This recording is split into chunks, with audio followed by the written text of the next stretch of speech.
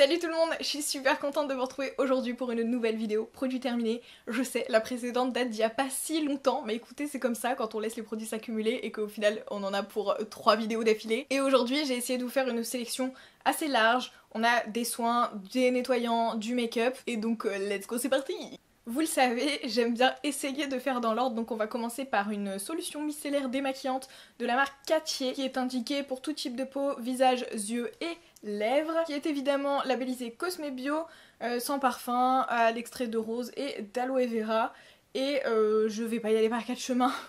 Je n'ai pas du tout aimé. Je ne sais pas ce que ça donnait sur mon teint puisque c'est toujours un peu plus dur de vérifier, mais en tout cas sur mon mascara j'y passais des heures, ça me rendait ouf. Donc heureusement j'avais un petit format de 50 ml, mais a priori c'est pas un produit que je vous conseillerais malgré tout l'amour que je peux porter à plein d'autres produits Cattier. Ensuite essayons toujours de suivre un ordre logique, on va passer au nettoyant et vous en avez deux pour le prix d'un avec deux packagings différents et qui sont le même produit. Il s'agit de l'After Date, donc la jolie micellaire démaquillante de chez Pulpe de Vie à la clémentine bio, donc qui est labellisée Cosme Bio comme d'hab, made in France avec une affinité pour la Provence puisque Pulpe de Vie est basée à Marseille. Et c'est marrant parce que je saurais plus vous dire en fait qu'est-ce qui est l'ancien et qu'est-ce qui est le nouveau packaging, donc comme quoi ça... Je sais pas si ça sert à grand chose des fois de changer juste l'étiquette parce que du coup pour le coup la bouteille est exactement la même. C'est un format 200 ml, ça change pas. Le nettoyant est à moins de 10 €, je pense qu'il est aux alentours entre 7 et 9 €. Donc c'est pour ça que j'y vais facilement et comme vous vous en doutez si j'en ai acheté deux quasiment d'affilée, c'est que j'aime beaucoup ce produit. Et on a perdu le soleil entre temps, mais j'aime beaucoup ce produit parce que la texture j'aime beaucoup, l'odeur j'aime beaucoup, l'efficacité j'aime beaucoup. C'est tout à fait le type de produit que j'aime bien utiliser pour justement nettoyer et rincer mon eau micellaire, puisque je le rappelle, l'eau micellaire c'est pas hop on se démaquille et on s'en va, il faut vraiment rincer voire nettoyer et j'aime bien ce genre de gelée démaquillante qui vient selon moi terminer le démaquillage tout en se débarrassant de l'eau micellaire. On rince ensuite avec de l'eau et enfin vraiment c'est... Voilà, c'est vraiment ce que je recherche chez les produits nettoyants, en tout cas pour le soir, et je me redirige très facilement vers l'After Date. Allez, comme on est parti sur les produits pour le soir, on va passer au baume Rosa Fresca de Sanoflore, qui est un baume de nuit, enfin une crème hydratante pour la nuit, enfin en tout cas c'est comme ça que j'utilise, et qui est décrit comme hydratation intense et régénération de nuit. Donc pour une peau fraîche, repulpée et éclatante au petit matin.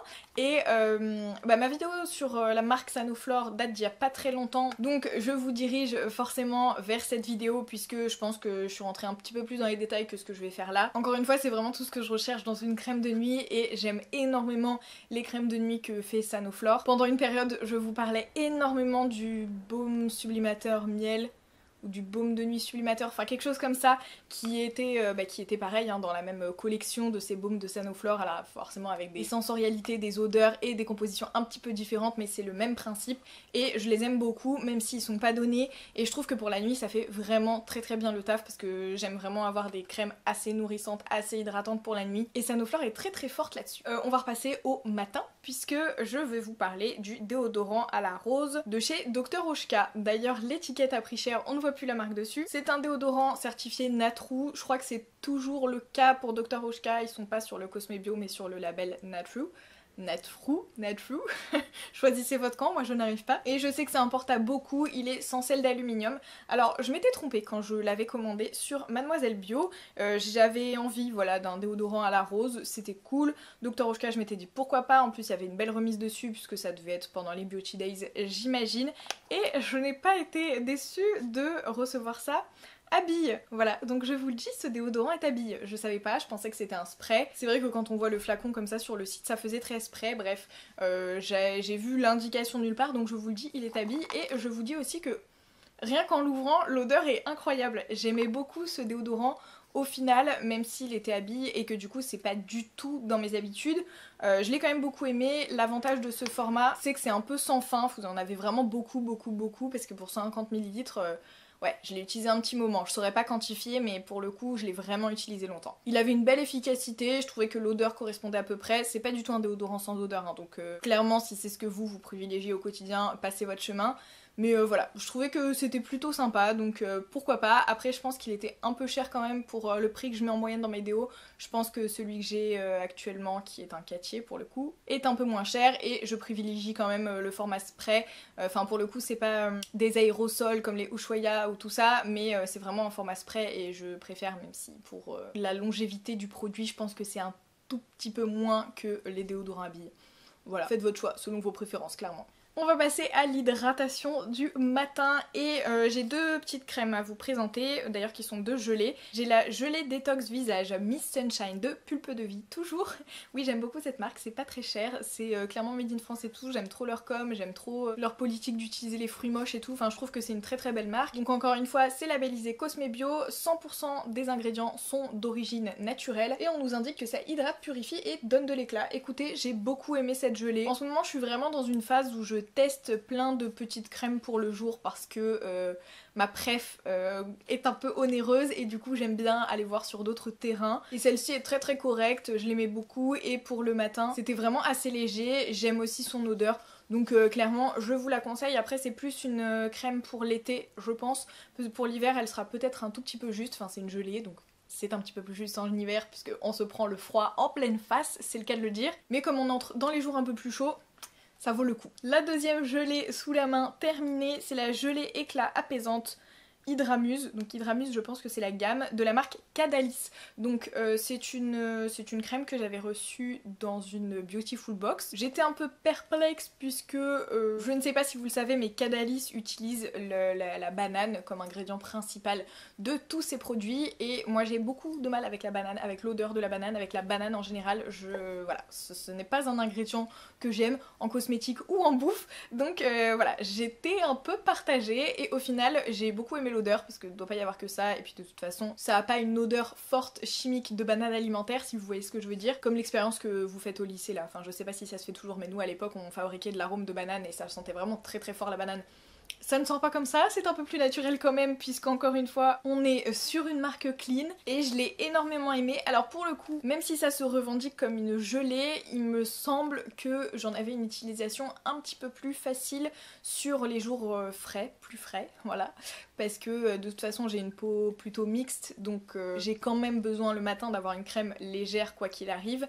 Et du coup ça c'est une gelée qui était un petit peu plus épaisse et un petit peu plus nourrissante que par exemple celle de Pulpe de Vie. Et du coup elle me correspondait vraiment plus sur l'entrée de l'automne voire l'hiver, mais je l'ai énormément aimée également. Ensuite on va passer au make-up et je ne sais pas dans quelle proportion je vous avais déjà parlé du mascara que j'utilise beaucoup en ce moment qui est le volume mascara de Lavera, donc toujours certifié. Là on est sur du bio organique et je pense que je vous en ai déjà parlé parce qu'il me semble vraiment avoir mentionné que c'était vraiment l'effet naturel que je recherchais chez un mascara tout en mettant en avant mes cils puisque j'ai les cils blonds et qu'on ne les voit pas quand je ne suis pas maquillée, mais sans en faire des tonnes parce que je trouve qu'au quotidien c'est encore ce qu'il y a de plus cool, enfin c'est ce qui me correspond le plus en tout cas. Et en plus c'est un mascara qui est à moins de 10 euros, donc de toute façon c'est quasi le cas toujours chez Lavera.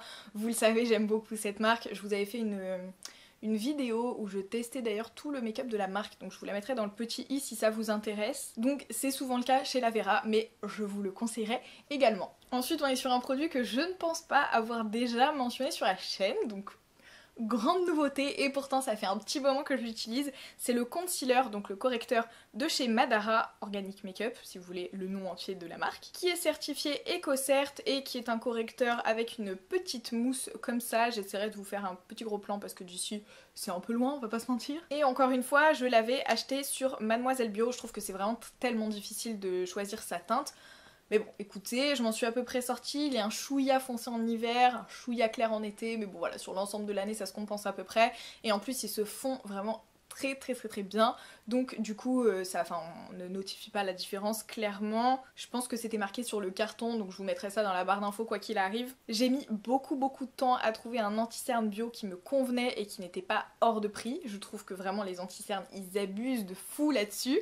Mais là je pense être sur un vraiment bon rapport qualité-prix. D'ailleurs j'en ai racheté un et je l'utilise encore actuellement, donc c'est que c'est ok pour moi. Sinon j'aurais encore fait un autre test à bracadabrant, parce qu'en plus le nombre d'anti-cernes que j'ai essayé bio et qui ne valait pas un rond, d'ailleurs je dois en avoir un derrière moi quelque part, il doit être encore plus haut, mais j'en ai un vraiment qui est à peine utilisé. J'ai dû le mettre 2 fois, mais c'était un scandale à quel point il n'était pas pratique d'utilisation, à quel point il ne se fondait pas, à quel point il s'oxydait, et pourtant il était si cher. Bref, celui-ci on est plutôt sur une valeur assez sûre, même si sur la teinte je pense que en vrai je pourrais prendre celle-ci en été et une un tout petit peu plus claire en hiver, mais j'ai peur que ce soit trop clair. Ouais, j'ai toujours peur de faire des tests de teinte parce que pareil, je me dis si ça me convient pas, clairement je l'ai utilisé une fois, ça me saoule. Donc là je suis sur ma petite valeur sûre et je pense que ce n'est pas prêt de bouger. Dernier produit hors catégorie, on est sur un produit cheveux, je savais pas où le mettre dans l'ordre de la routine clairement. C'est l'après-shampoing solide de chez l'Amazuna qui a pas mal fait parler de lui il me semble sur les réseaux quand il est sorti. Je pense l'avoir vu dans une Beautiful Box aussi, comme la crème Cadalis. Et le gros point fort de ce produit à mon sens, c'est son odeur qui est incroyable, vraiment. Après, même si je suis une fervente défenseur avec un E, parce que j'aime pas défenseuse des cosmétiques solides, je pense que j'y arrive pas encore pour l'après-shampoing. Je trouve que c'est très compliqué en fait comme utilisation. J'ai l'impression de frotter des heures sur mes longueurs pour avoir l'espoir d'avoir un petit peu de produit sur mes cheveux. Ceci étant dit, cet après-shampoing était efficace quand je me donnais les moyens qu'il le soit, enfin quand je prenais le temps de l'appliquer, etc. Encore une fois, l'odeur sous la douche c'est un plaisir fou, mais je trouve qu'au quotidien on perd vraiment du temps. Là où par exemple sur les shampoings solides tout simplement et qui sont bien formulés et tout ça, ça prend autant de temps que de se mettre du produit liquide dans les mains et de frotter, enfin c'est la même chose en termes de timing. Là au quotidien je suis un peu moins fan, donc je l'utilisais de moins en moins. En plus comme les cosmétiques solides prennent plus de temps à se finir, clairement j'y ai passé du temps et voilà. Donc je dirais que si vous avez l'habitude des après-shampoings solides, let's go, parce que on voit les résultats pour celui-ci et l'odeur incroyable. Mais si vous êtes pas forcément habitué encore à ce format, celui-ci ne vous aidera pas des masses quoi. Faudrait plutôt se diriger vers un bain d'huile avant shampoing que vers un après shampoing solide. Donc voilà pour ça, et je l'ai pas précisé mais évidemment il est labellisé Cosme Bio, Slow Cosmétique, vegan, il est fait main en France. L'Amazuna on connaît, on aime beaucoup. Et ça y est, j'en ai fini pour aujourd'hui avec mes petits pots vides. En vrai de vrai, il m'en reste un ou deux, mais je pense que la vidéo a commencé à être assez longue et je vais vous épargner ça et peut-être faire une vidéo produit terminé dans pas trop longtemps, encore une fois, comme ça mon sac sera enfin vide. En attendant, j'espère que cette vidéo vous a plu, si c'est le cas n'hésitez pas à la liker, et si vous voulez revoir ma tronche incessamment sous peu, abonnez-vous, et en attendant la prochaine vidéo, je vous fais des bisous.